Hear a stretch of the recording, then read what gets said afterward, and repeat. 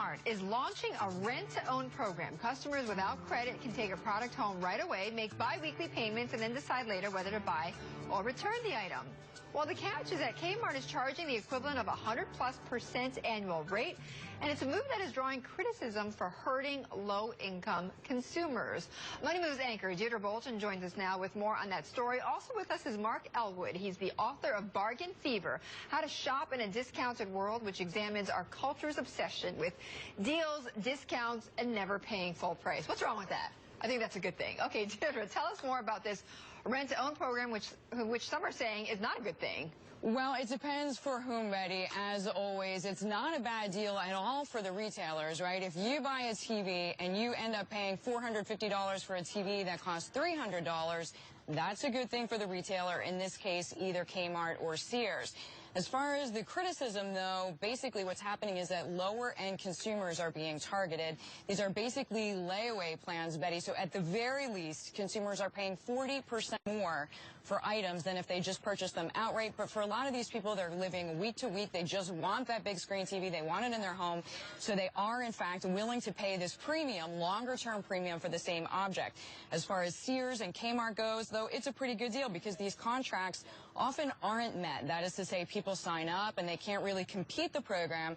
So then the object goes back to Kmart or goes back to Sears, and then, quite frankly, they can just rent it out again or sell it as used. So it's a good thing for the margins, but it may not be the best PR move for either of these two brands. But Sears is bleeding money, so this is part of their turnaround, Deirdre. It certainly is. And Betty, I mean, you hit the nail on the head. Since Eddie Lampert orchestrated this buyout, Sears, or rather of Kmart, about 2005, I mean, the retailer really has been struggling. A lot of people on the street calling Sears essentially a melting ice cube and just saying if it weren't for their retail assets, basically we'd already be talking about a different story for Sears. We talked about this earlier in the year, Betty. They're letting go of some of the best-known franchises, even internally. We talked about them letting go potentially of their auto business, of their Land's End business. So it seems like all, honestly, that is really left at Sears are the real estate properties, and you have a lot of people saying that's probably not going to be enough, and it's not going to be enough when it comes to competing with Walmart and when it comes to competing with Target. All right, Deirdre, thank you so much. Money Moves anchor Deirdre Bolton. I want to bring in Mark Elwood. And Mark, you've called this the anti-discount. I think this is the most idiotic, most counterintuitive thing you could do as a retailer today. I find it, I'm speechless. Really? What? But why? I mean, as Deirdre points out, it is something that makes them money. But in my book, in Bargain Fever, I look at how important it is to offer discounts today, that essentially we expect discounts on every single thing we buy. So you think this is going to backfire on Sears and Kmart? This is the anti-discount. This is if you shop with us, we'll charge you more. So why would people shop with Kmart? I also think that there is a trust that it's breaking. Because there are so many stores selling us so much stuff, we are in pole position as a shopper, and we want to feel trusted and loved and a little cosseted by the stores. This is not a kind move. Well, and as you've described it, and we have actually a picture here of something you've described, the state of shopping in the United States, which is all of us shoppers are like the Bachelorette, right? We're like Desiree, the 2013 Bachelorette, who was being wooed by Macy's, by Target, by Best Buy, with these discounts. But are they, are they really losing out? Are the retailers really losing out by giving us these discounts? The retailers aren't losing out at all. Since the early 80s, brick and mortar retail space in America has expanded at 4% a year. Plus all the digital expansion, the population has expanded by just under 1%. So there are too many sellers and not enough buyers. So they're finding ways to give us a discount and protect their stock. But well, of course, but they're still making the money.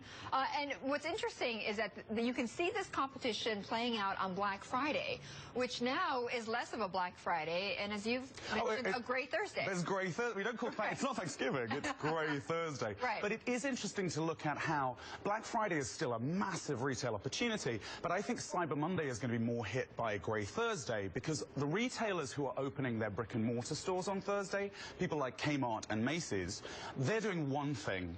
Anyone who isn't open in the mall, they're going to change their prices online. They're going to have cyber sales on Thursday. So I think it will be interesting to see how much of the sales migrate, the discounts from Cyber Monday, surface on Gray Thursday. So you're saying that Cyber Monday might disappear as well then? I think Cyber Monday will dwindle, absolutely. Okay, and showrooming is another big issue among retailers. We were actually just showing the interview with the Best Buy CEO and his comments about, their views on showrooming. You actually say that retailers should embrace this whole concept. Again, remember, we're in a bargain fever world. We're in a position where all the shoppers hold the sway. Say to the shoppers, we trust you. Go ahead and check our prices.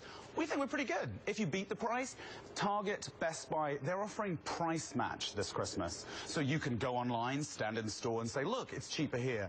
And that's because they've realized my enemy's enemy is my friend. And essentially, they're circling the wagon around Amazon and saying, fine, you think you can beat us? We're going to band together. Well, there's nothing to beat being able to buy the product right there in the store. There's nothing to beat that. And Walmart has done that with Endless Aisle, where you can shop online and then say, oh, they've definitely got it in my local store. Buy this, I'll just drive to the mall and it's definitely there. Right, go straight to the store. Okay, so who do you think, Mark, though, is getting the strategy? Who's firing on all cylinders? Who's getting the strategy right? I think, I don't want to be repetitive, but Best Buy is finally showing the way forward for any retailer and saying, go ahead, Best Buy has free Wi-Fi. It's daring the customer to check and say, fine, we'd love you to do that. And that means they trust their customer. Okay, facing the problem head on, so to speak. Mark, thank you so much for joining us. Mark Elwood, the author of Bargain Fever, How to Shop in a Discounted World. And coming up, the world